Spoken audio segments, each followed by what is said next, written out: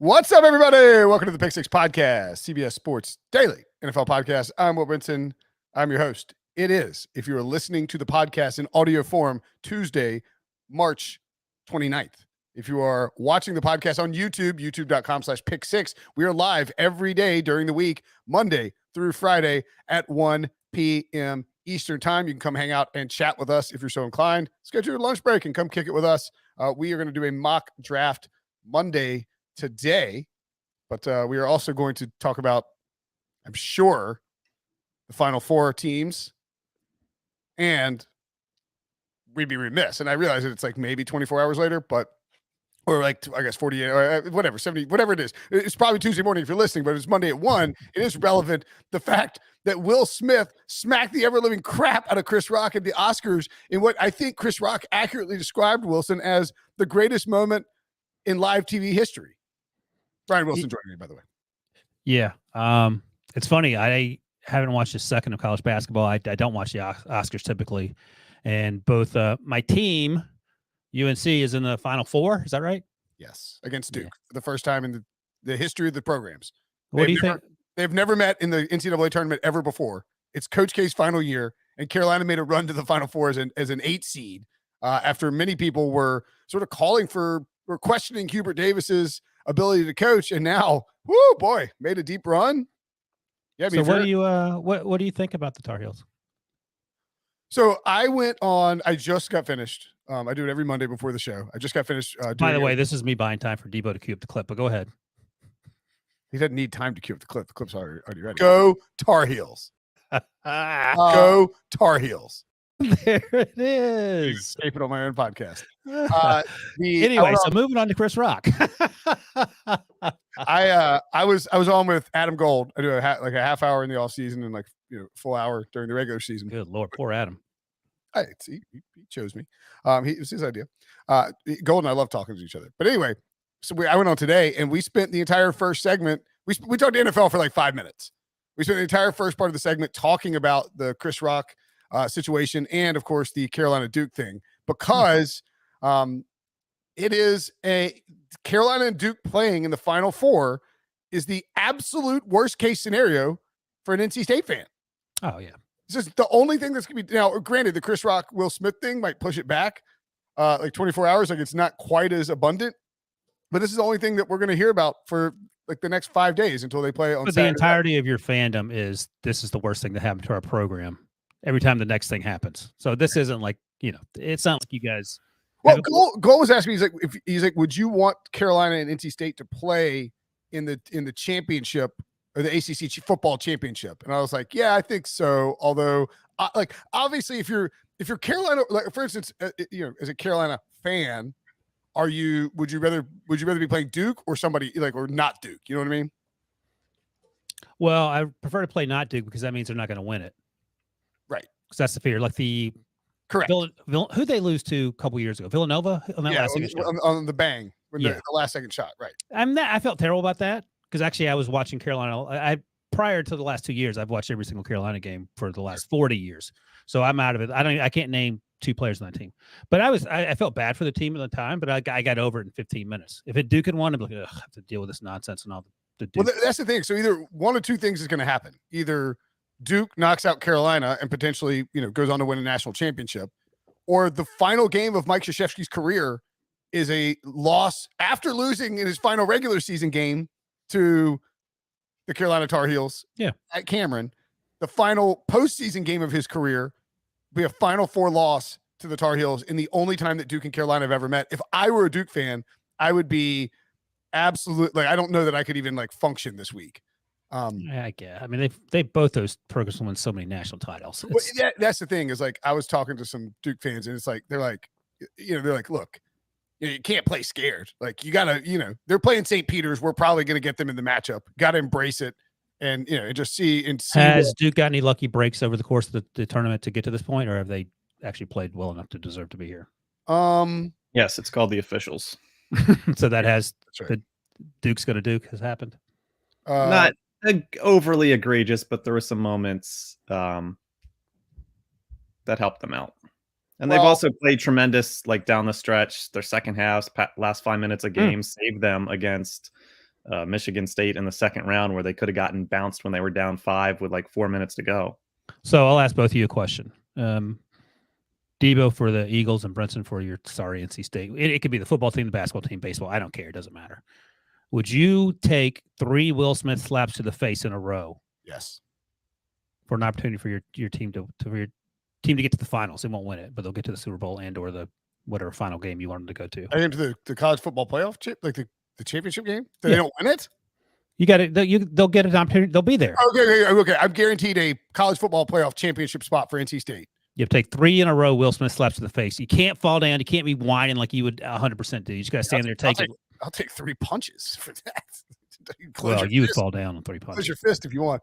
I would say the one break that Duke got is Arkansas, the 4 seed, taking out Gonzaga, the 1 seed. Yeah, but that's not Duke. They didn't cheat anyone to do that. Oh, right. No, they didn't. I mean, did the officials? So they played Cal State Fullerton, smoked them. Played Michigan State, Texas Tech. I mean Arkansas, and instead of Gonzaga. I mean that's about as tough a draw as you can get. Okay. I mean, all right. Well, Carolina, you would obviously point out. I mean, and look, Carolina beat the 1 seed Baylor. So I mean they barely. I mean they were up by 25. Right. It was a crazy game, but they beat Baylor. They beat a really good UCLA team. And then they did get lucky by getting St. Peter's. I mean, Purdue and Kentucky could have come out of that region. Texas, the St. Peter's draw is lucky, but I mean, they were crushing guys, man. Yeah, I mean, look, you beat the 1 seed, you beat the 4 seed in your bracket. I mean, that's I think as hard a draw as you can get from the top spot. If you're an 8 seed, I mean, that's just who you're gonna have to play. And then they got lucky coming out of the all right. Peter's coming out of the bottom there. So Saturday, Monday. Have a final, then it'll be all draft all the time. Sweet mercy alive. Listen to where should people listen, Brinson, if they want top-notch college basketball analysis? The Eye on College Basketball Podcast with Gary Parrish and Matt Norlander. Great stuff from them. They will be cranking out podcasts all week long, and of course go live after the big games. It'll be live on Saturday and then live on Monday for the final. I have another podcast promo too, unsolicited. Oh, but, in God we trust. In soccer we trust, Debo. Top notch. Listen to 3 episodes while I was traveling for work because I don't sit around and watch basketball all day, Brinson. Oh yeah, how was the trip to? Well, I was in East Lansing. The weather was exactly the same as in Syracuse. Got off the plane. It was 40 and cloudy and cold. It was good though. But I listened to in Soccer We Trust on the drive from the airport to Michigan State and back, and those guys are good. So you should definitely listen. And if you don't get it based off the name, that is a U.S. soccer podcast, and the U.S. men's national team has all but qualified for the World Cup. So they'll have reaction on Wednesday when they officially qualify for the World Cup after their match versus Costa Rica. They do after match podcasts, like they do them late, just like we do. So they're not immune to that. And I will say this, and I told you, Debo, my one concern is this going to be a homer podcast? Because these guys are all former U.S. men's national team player. Are they going to be all up in Coach Greg Berhalter's like supporting him because a lot of that's sometimes how it is. Nope, they hold that man's feet to the fire, and that's all I ask for, and they do that. It's great. So if you like soccer, if you like the national team, women's national team as well, under 20s, all that stuff, check it out. Cool. Do you think Will Smith should be arrested? No, get out of here. Stop it. I'm joking. I don't think that at all. And by the way, Chris Rock is. Oh, this is awesome. Who is this, Debo? Oh, that's the joke. I see. That's great. I thought that was actually real. Oh no, Matt Rule is trending too. Have you seen Matt Rule? You know why he's trending? Did David Tepper slap him? Debo, if you possibly can, I know it's on Andrew Siciliano and Adam Schefter both have it on their feed. The picture of the coaches. Yeah, pop that bad boy open. Look at Matt Rule, bottom left. Barrel-chested Matt Rule? Yeah. Zoom in on Matt Rule if you can. What are we doing here, bud? He's next to Harbaugh, it looks like.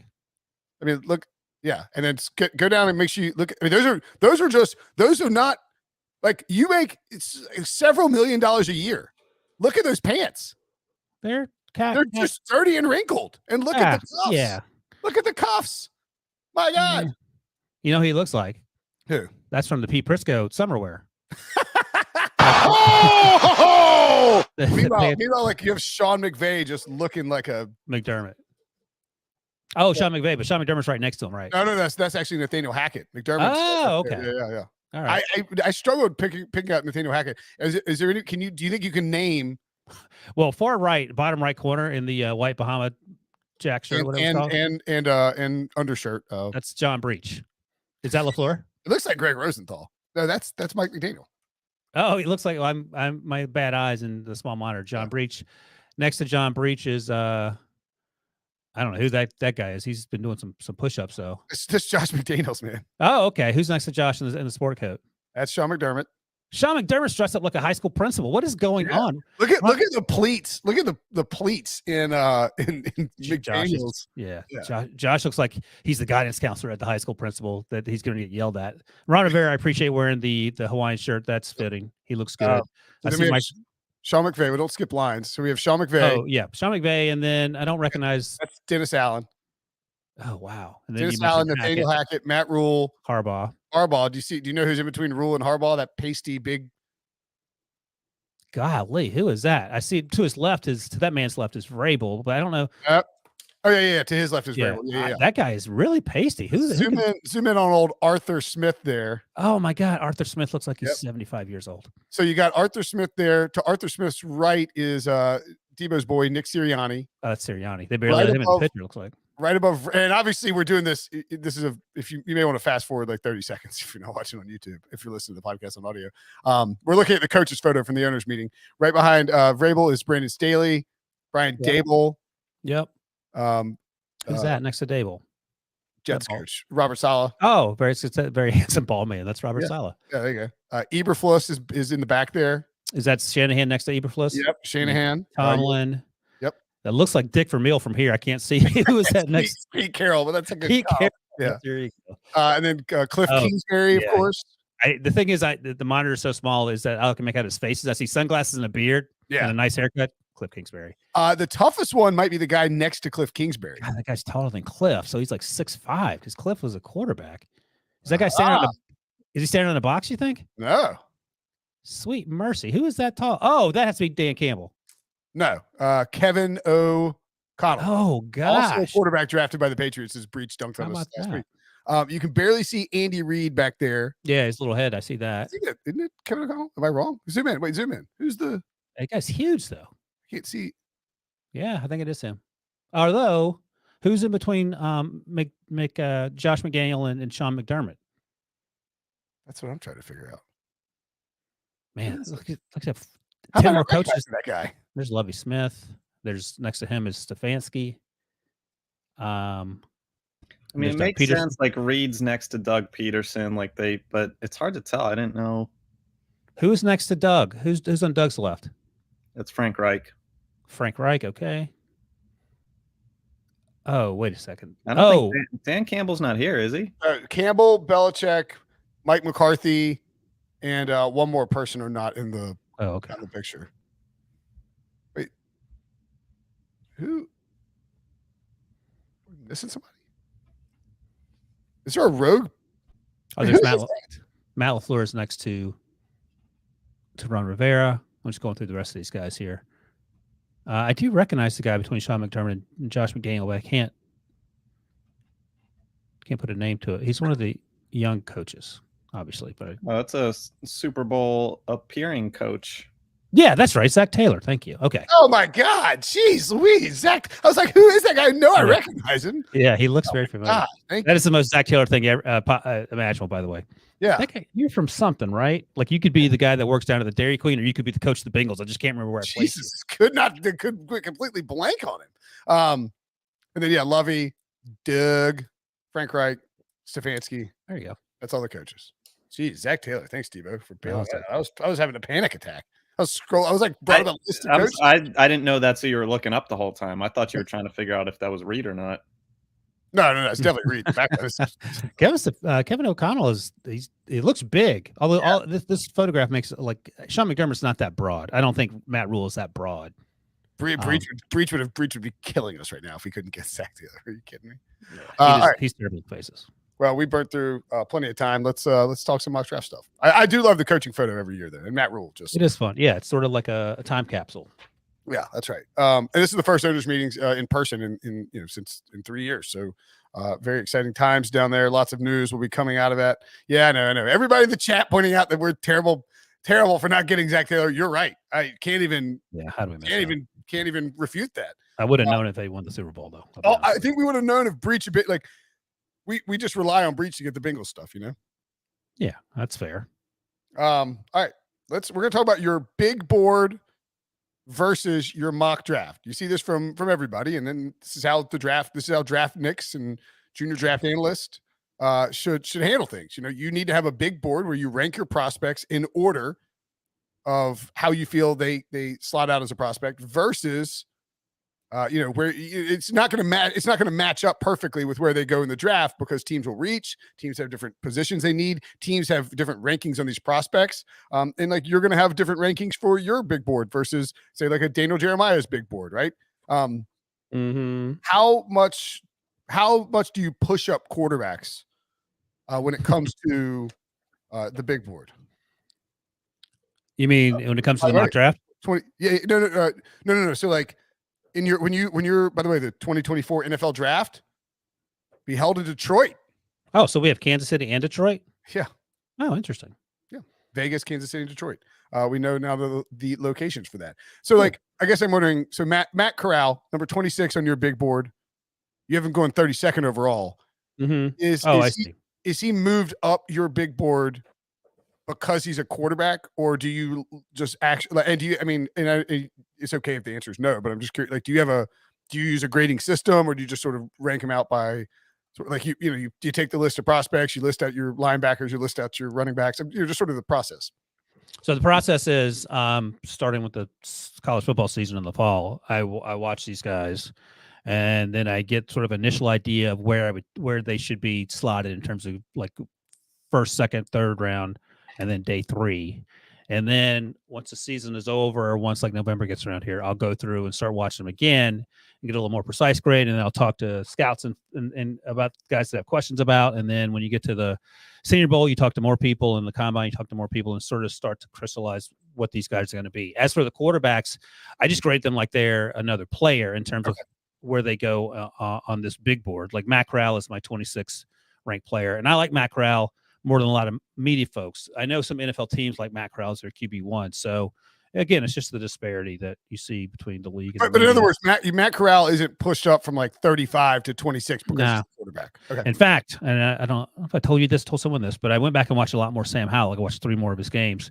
He's out on my QB2 because I watched the Virginia Tech game at the beginning of the year and like, oh boy, this guy is a walking disaster with no weapons around him. He actually got better, and he actually carried that Carolina football team, which was not a good football team.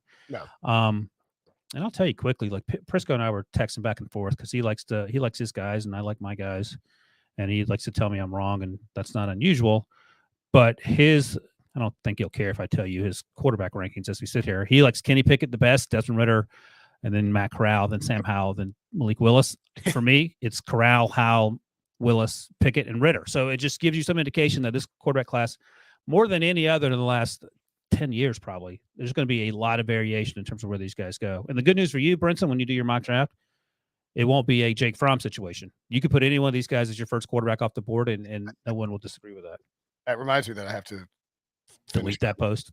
I have to do my mock draft today. Yeah, I mean, look, I'm just looking at Daniel Jeremiah's because I just happened to click it open when because he tweeted it out earlier. But like he has Matt Corral at 35. He has there you go. Sam Howell at 48. He has Malik Willis at 27 and Pickett at 24. Like these guys are all over the place. Let's see. Desmond Ridder's not even a top 50 prospect for him. And that's the funny thing. So here's the thing about Desmond Ridder, who I said ever since we spoke with him at the Combine, like the dude has an edge, and he feels like he'd be a great leader in the locker room and all that other stuff. The accuracy concerns are real, but Prisco loves him. And there are other guys in the media who love the way he plays, and he has experience. He's played in over 50 football games. And maybe it's a situation, and Prisco obviously was right about Josh Allen, who couldn't hit the broadside of a barn coming out of Wyoming. Maybe there's a situation where you have to try to figure out how much can he grow as a player in terms of being accurate. And I think, that's sort of what you have to figure out. Now, I don't know if that's particularly easy to do, but that's the math you're trying to do. And it's interesting that he doesn't have him as a top 50 player. DJ doesn't. I don't think I do either. Let me see where I had Ritter. I have Ritter at 94. Okay. Yeah. So I mean, there you go. yeah. I mean, look, the reality is, do you remember what's the stat that Football Outsiders uses for the quarterbacks? It's DVOA or No, for the draft quarterbacks. oh, I don't remember. There's a name for it, I think, right? Like Yeah. Adam or something. I don't know what it is. Let me see if I can find it. Cubase, I think. Oh, okay. Maybe Cubase. I'm just trying to find. I was trying to find the because Trevor, like they've been pretty good at projecting those quarterbacks and how they would succeed based on those numbers. Now, obviously, there are certainly like Trevor Lawrence. Well, Zach Wilson was high up there too. Didn't Trey Lance? Fields? They didn't like Mac Jones though, so we'll see. I was just I didn't know if they had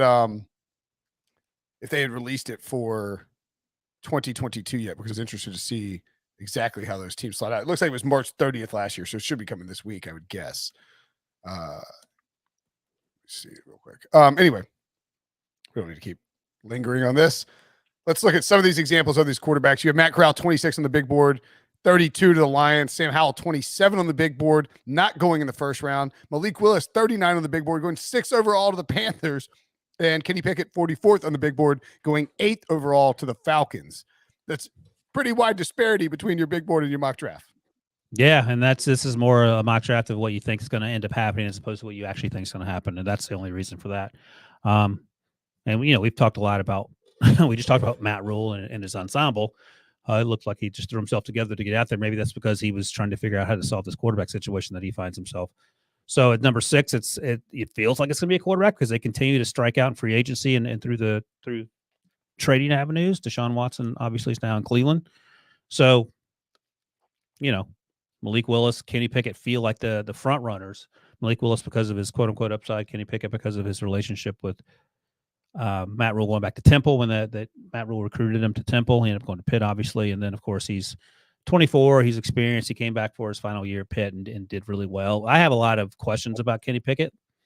Prisco will try to tell you he's sort of like Joe Burrow. He's absolutely nothing like Joe Burrow in terms of that final year.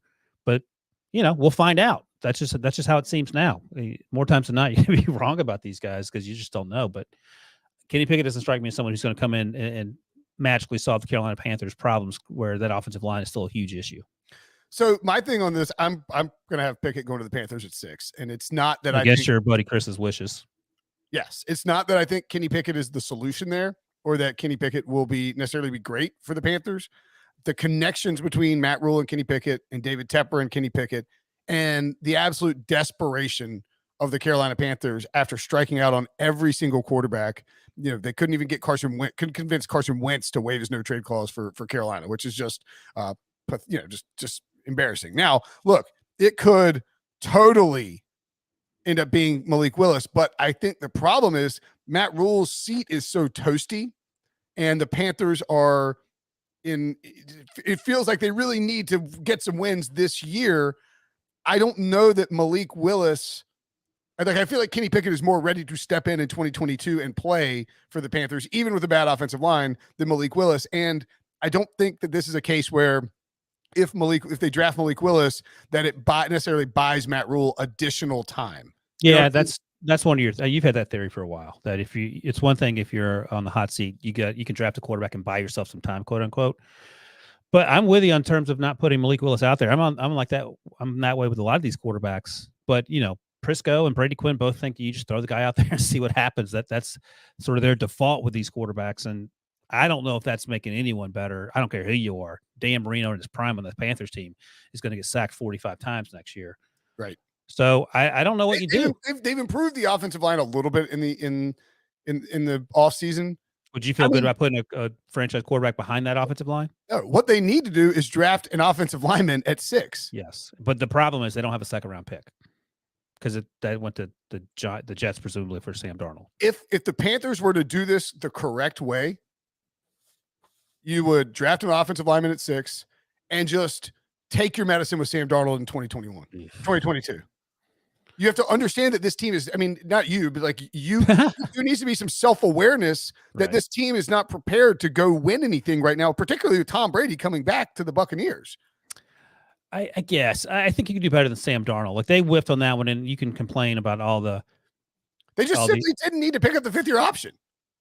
Like yeah. that, like it was it's an unforced error. Would Don't you rather have Baker Mayfield or Sam Darnold? I know that's not going to happen, but Baker Mayfield for sure. I mean, it might be a half a dozen to one behind that offensive line. We saw what Baker looked like last year, and that offensive line was actually pretty good despite a couple of injuries. Yeah, but it makes you wonder, like, you're striking up with Deshaun Watson, whatever that happens, there were other suitors, but they, I mean, Mr. Trubisky could have been an option. I don't know how seriously they pursued him, but just something more than Sam Darnold that's actually cheap too. But you're right; they have to pay Sam Darnold either way. So maybe the role, the idea is to, if you take Malik, you roll with Sam Darnold this year and let him be the pinata. And then perhaps in the offseason or through some voodoo or sorcery, you find some offensive linemen on day 3 and go from there. Yeah. I mean, it's just I've been saying this for like a year plus now. They artificially accelerated their timeline when these quarterbacks became available because they were so desperate to get one of the franchise quarterbacks. And when they struck out on them, they are now in this position where you either have to take your medicine and draft the best player available, like an offense. Because it seems like, at this point that one of Icky, Evan Neal, or Charles Cross will be there available at 6 for them, right? In fact, in this last mock draft at 6, they could have gotten Charles Cross for sure. They could have gotten someone like Kyle Hamilton if you want to bolster the secondary, which needs some bolstering. I don't think you'd want to go too much beyond that in terms of taking a wide receiver or defensive back or an edge rusher. That's not necessarily a need, but I think Charles Cross, if he's there, or Kyle Hamilton, that's certainly consideration. Because I'm with you, like, and I say it all the time. You can take Kenny Pickett at 6. I can tell you exactly what it's going to look like. It's called Daniel Jones. So you're putting a lot of pressure on that guy to do a lot of things that he's not going to be able to do because he can't also block and throw at the same time. Yep. Someone in Stu Bromhill in the chat asked what are the odds on who gets fired first? I haven't seen those yet. They usually come out after the schedule is made, but I think everybody in the AFC East is safe. It wouldn't even be in the mention. Everybody in the NFC North is safe for right now. Would get a full season, I would anticipate. The AFC South, the 2 bad teams hired first-year coaches, and I don't think the Colts or Titans are firing anybody. Chiefs, Raiders, Chargers, Broncos are all safe for right now. Cowboys, Eagles, Washington, Giants. I mean, I think they're all fine too. Packers, fine. No, Dallas. Mike McCarthy. Yeah, good call. Good call. If the Cowboys were just terrible out of the gate, Mike McCarthy, maybe midseason, but I would think that they'll give him the time to try to figure it out. In a bad division, it's a good call though on Dallas. Everybody in the AFC North is fine. Like I don't see Dan Campbell getting fired after a second year unless the team just quits on him completely. Bucks fine. Saints first year head coach. Falcons still they're not going to be that rash after they traded away Matt Ryan. The Rams fine. Cardinals maybe. Niners fine. Seahawks probably fine. I don't think Pete Carroll just won a power struggle against Russell Wilson. So did he though?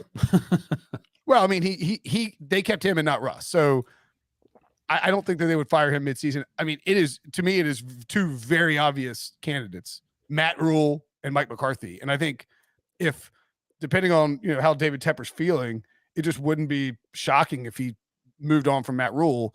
If the Panthers start out like 0-5 or something like that. Right. And which could very well easily happen.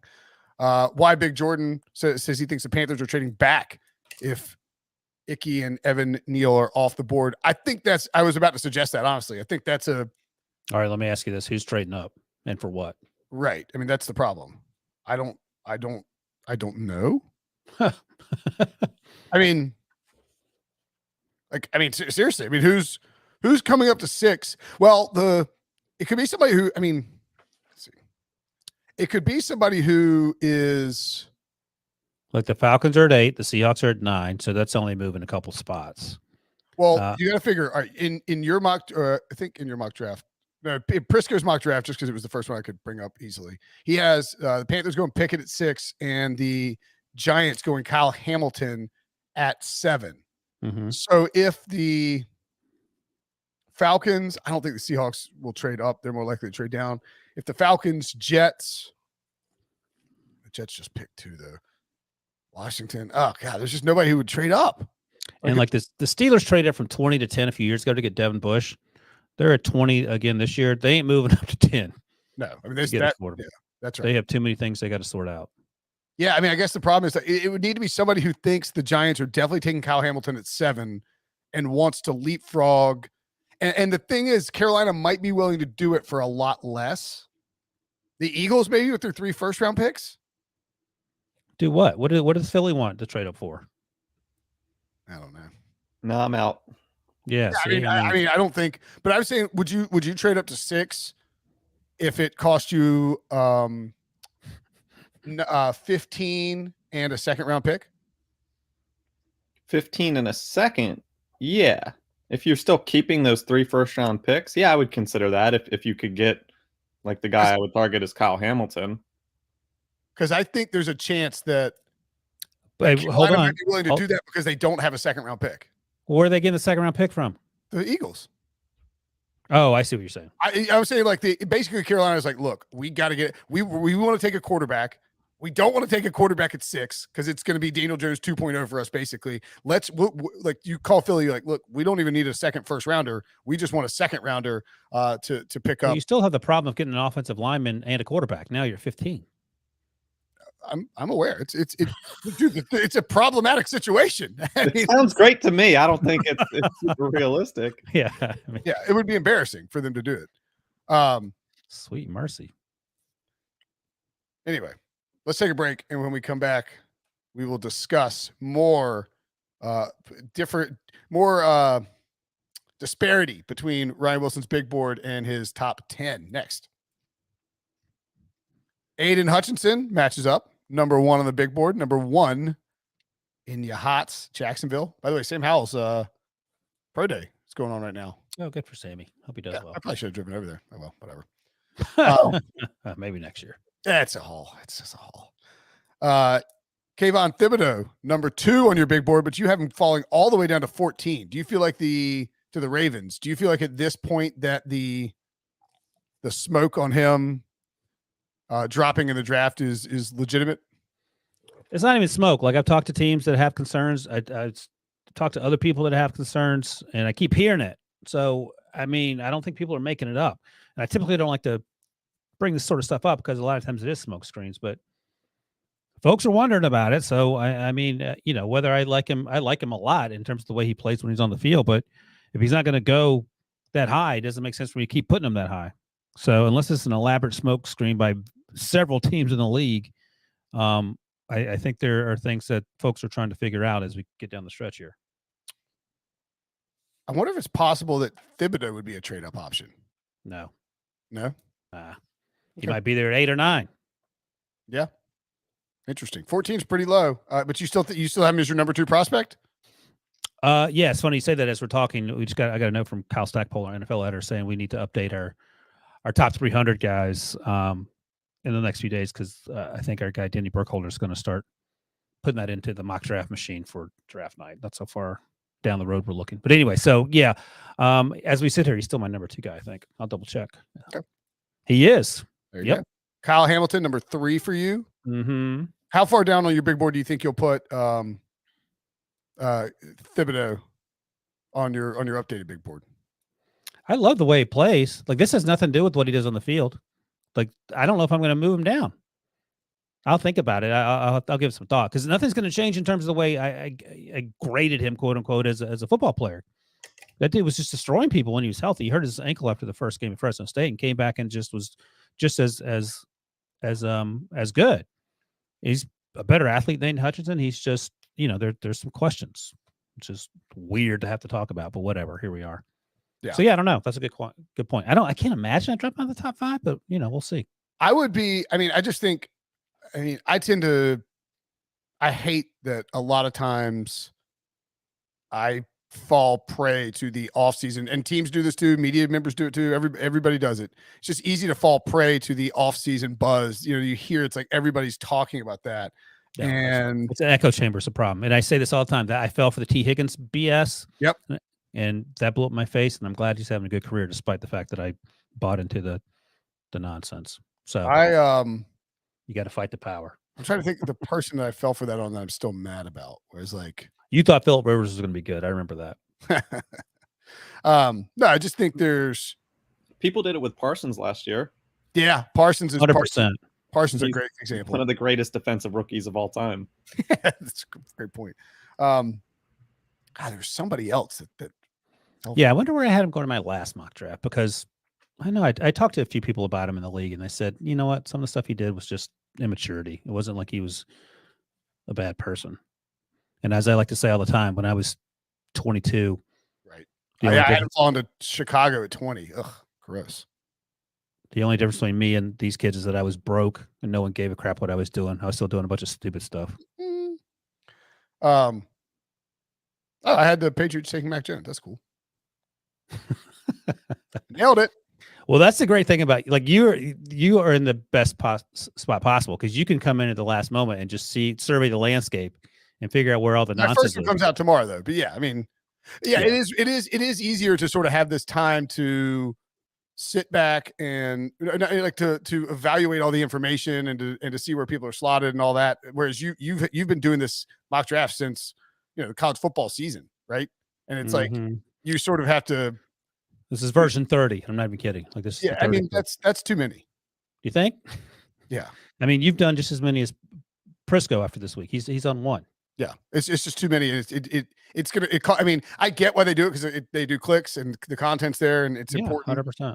But like, it definitely causes your accuracy and your thought process. It definitely messes with your. You have the intestinal fortitude to go against the media grain, which I find it easier and easier to do. But when I started, I was like, oh, clearly so and so knows what they're talking about. Turns out so and so didn't know what they were talking about. Right. Lesson learned. 3, 4, 5 on your big board. Kyle Hamilton. So and so, by the way, was you. Oh, there you go. That works out. That checks out. Kyle Hamilton 3. You have him going 7 to the Giants. Do you think it's too high? Is that too high for safety? Oh yeah, by Trayvon Walker. Not in your top 5. He's your number 7 prospect. You have him going number 2 now. The Trayvon Walker's team has been unreal. This is a media thing, and I need to check around some of my folks about it. I haven't gotten to that yet. So this is a media driven narrative. So I love Trayvon Walker. But he's sort of raw, and he played in a defense that's going to have 25 guys feel like get drafted in the first round. So you have him, you have Jordan Davis, you have Devonta Wyatt, all playing on that defensive line and all dominating in different ways. And you have Nakobe Dean and Quay Walker and Channing Tindall playing the linebacker position. You have Lewis Seen at safety, Darian Kendrick at cornerback. So all those guys are going to get drafted, most of them in the first 2 rounds. So you have to sort of figure out what is contributing to what in terms of productivity, what is something that is solely the having to do with that player being that good. And these guys are all great football players, but none of these Georgia guys are going this high. And Trayvon Walker is making his case to do that. He also, the RAS scoring that they do, he was like literally the 99.9 percentile out of 100 folks. So that also gets your attention in terms of the athleticism. Absolutely. So I need to circle back on that. So right now I have him going number 2. He's in the top 10. From old Math Bomb on Twitter. What's that? He does the RAS scores. Oh, okay. Yeah, I didn't know that. Well, yeah, it's actually a great resource for sure. But sometimes like that, and like I love the fact that Mock Draftable does all the comparisons with the combine scores. Those are all important. You can't fall in love with any one thing, I think, is a lesson. Yeah, I'm trying to look at trying to find Trayvon Walker and just see what his Mock Draftable is probably off the roof too. Off the roof, out of this world. Oh yeah, it is Mock Draftable season. Yeah, 9.99. Man, quite the performance by. Well, I mean, I guess that counts the combine stuff too, right? I think so. The times, right? He ran. What did he run the 40 in? 4.51 at 6'5", 275. Jeez, Louise. What are we doing? Yeah. Broad jump, 9.24 explosion rating. Yep. I mean, So here are his comps in terms of mock draft, and this is all solely based on his measurables at the combine and his times. Peyton Turner, who was first round pick last year, the Saints, Janarius Robinson, he got drafted last year as well. Ziggy Ansah, Preston Smith, Daniil Hunter, Emmanuel Ogbah, Jadeveon Clowney. man, his spiderweb graph on mock draftable is pretty good. Yeah, it's filling in the colors. Joe Trine as well. So these guys are all legit. So that he's off to a good start. Clowney, 70% comparison. Nobody's above 75 for him. Although you can slide him over here, you can slide him over to edge on mock draftable, and you get Montez Sweat at 85.8%, which is not terrible either. Peyton Turner again shows up. Ziggy Ansah again. Yeah. Brian Burns was much lighter than he was. He weighed 240. I think at the combine played like 230 something. But it's still, I mean, the athleticism, it ain't no joke. If you pop on DL or DN, Ziggy Ansah pops up too. So that's pretty some decent comparisons. Not bad. Yeah, I mean, this guy's an incredible football player. You just have to figure out, okay, what's this going to look like at the next level? Is it worth the number 2 overall pick? Right. I mean, Chase Young was the number 2 overall pick, felt like a slam dunk. He hasn't quite been a slam dunk. So, sometimes everything's a risk. Yeah, for sure. Let's see. Garrett Wilson. You're the Chiefs trading up to 10 to get Garrett Wilson, your latest mock draft. I was waiting for you to come across this. You were talking about the crazy Panthers trade. I think this is a trade that seems perhaps more likely. I'll give you the details. So, Chiefs traded, obviously, Tyreek Hill in real life to the Dolphins, got their first round pick in addition to 5 other picks, I believe. So, the Chiefs, as we sit here in the real world, have the 29th and the 30th pick. So I had them trading. Let me get this right. And this is using our buddy RJ White, the Sportsline managing director, his sort of homemade draft value chart, which is pretty on point. So I had the Chiefs trading picks 29, 30, and 121 to the Jets for their 10th and 146 picks. 29, 30, and 131. 121, which is a 4th rounder. And the Jets give it the 10th and the 146th.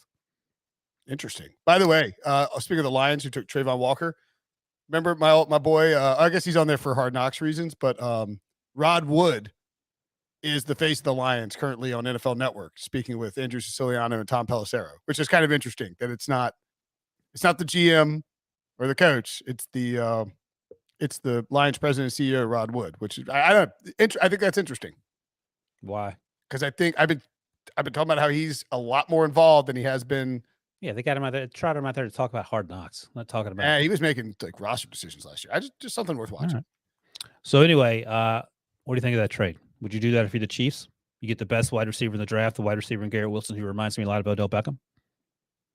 Yeah, I think I'd do that. I guess it depends on how the Chiefs, what their grades are on the various wide receivers. You're not getting anyone at 29 or 30 that's going to come in and impact your team in the way that Garrett Wilson or Drake London.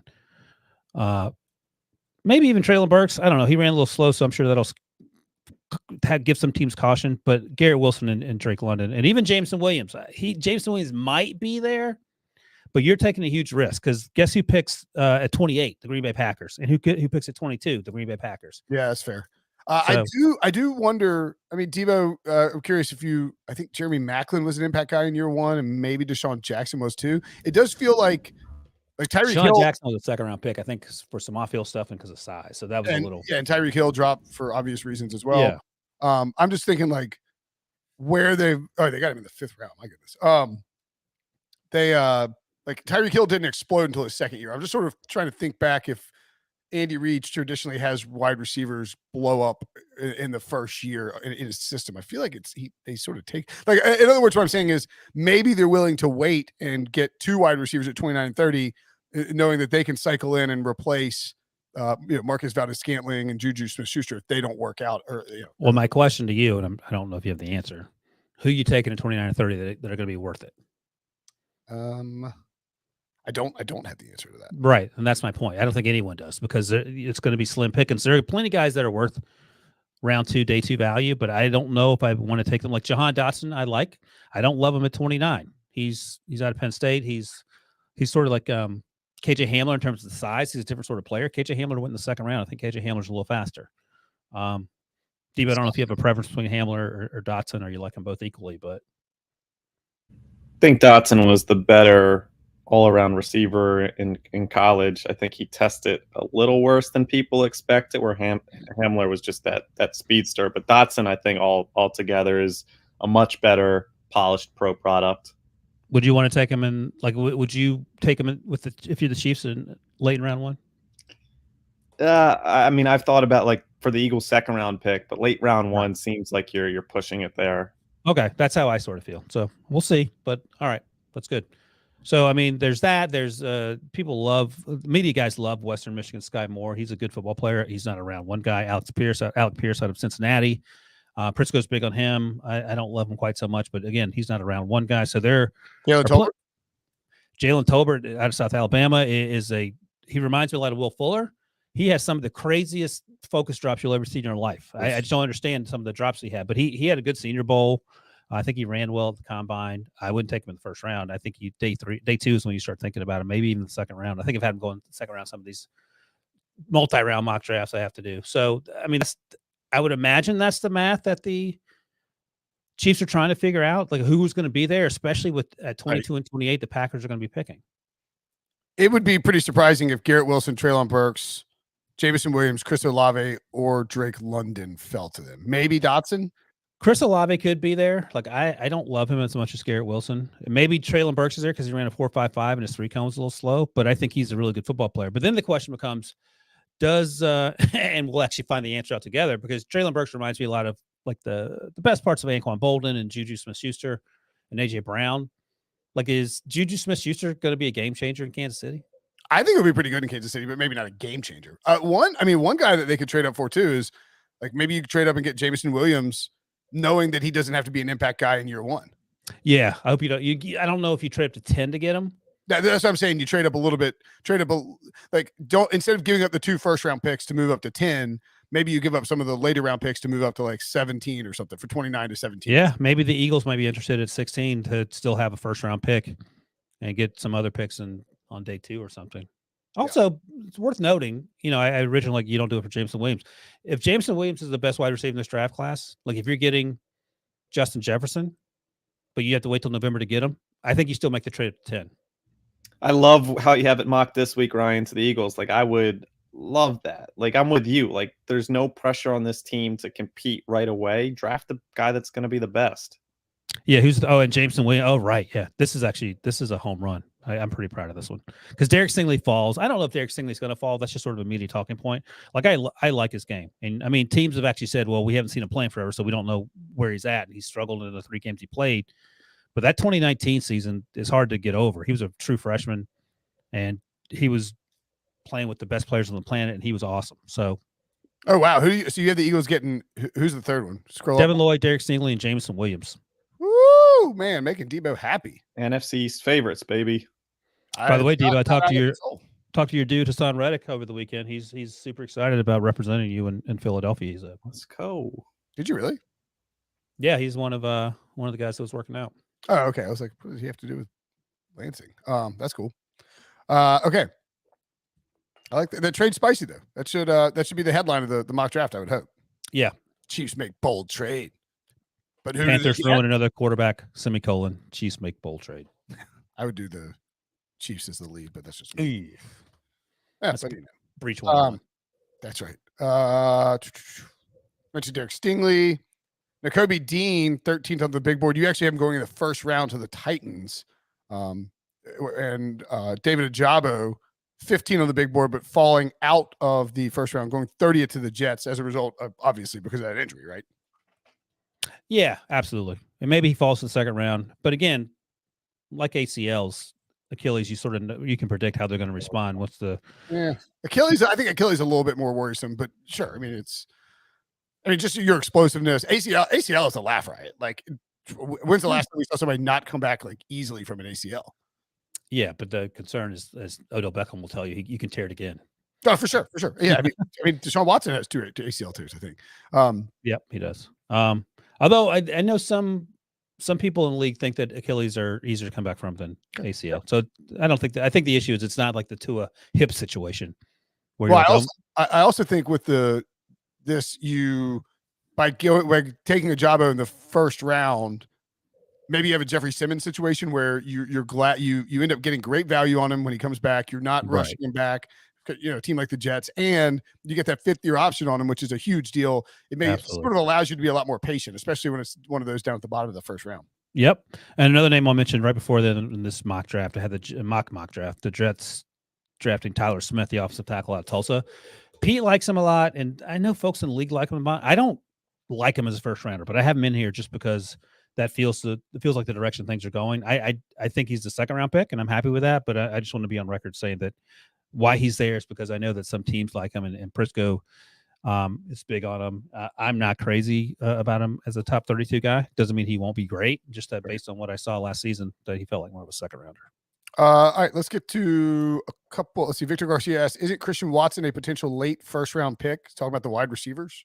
Yeah, North Dakota State. He would be interesting. Like, I like him a lot. I think I have him. Do this old school.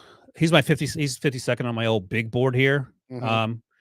He's 6'5", I think 215 or something. He had great times at the combine, had a really good Senior Bowl. He's a track guy out of Tampa that ended up at North Dakota State. I don't even know if he had any Division I offers. I don't know if he'll stick into the first round only because the FCS component of it. A lot of things he does really well, and athletically he matches up with these guys all day long. I just wonder about that. I would take him in the second. Terrifying comps on Mock Draftable. Dante Moncrief, Justin Hunter, Jerome Simpson, Stephen Hill, Ricardo Lewis. Those are all like tall speedsters. That's funny. Yeah. That's how the Mock Draftable works. Yeah. Stephen Hill. I haven't thought about him for a while. Oh my God, Stephen Hill. What a disaster. Second round pick out of Georgia Tech. That's right. Didn't work out. Who just don't draft Georgia Tech wide receivers in Paul Johnson's offense? Like, what are we doing? Calvin Johnson wasn't a there you go. Nice qualification, because I was about to say. No, Calvin Johnson was not a Paul Johnson guy. That's my point. I'm glad you qualified with the Paul Johnson part. Right. And the man asked, how does Hamilton compare to Jamal Adams coming out? Well, the big issue with Jamal Adams was that he couldn't cover anyone. Or he wasn't a true covered safety type guy, and he played closer to the line of scrimmage because I think he set the sack record for sacks, right? He's a box safety.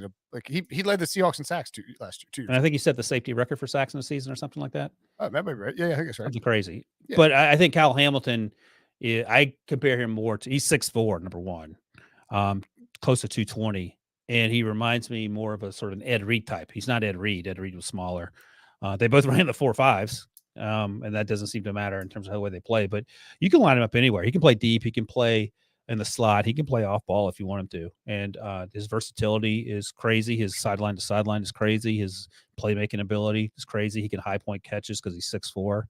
He does a lot of things well. Now, does that mean you draft a safety in the top 10? I actually think you were asking that question at one point earlier, Brinson. I mean, that's up to you. You got to use him right. Like Isaiah Simmons was a safety coming out of sort of a jack of all trades safety coming out of Clemson, and he wasn't really used right early on in Arizona. I think he's sort of finding his way now, but he was, I think he's the 11th overall pick. So that's just, you got to make sure you have a plan once you draft these guys. Yeah, absolutely. And by the way, I saw somebody noting in the chat too that with Jamal Adams, credit to the Jets. They fleeced the Panthers on Sam Darnold. They fleeced the Seahawks on Jamal Adams. Good work by Joe Douglas. Got Adam Gase too.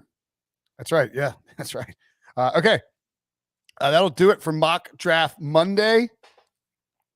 And one more. Deuce says, is that the Panthers taking Willis at 6? I see. Yes, it is, Deuce. That is the Panthers taking Malik Willis at 6. If you want to read why, go check out Ryan Wilson's mock draft on CBSSports.com.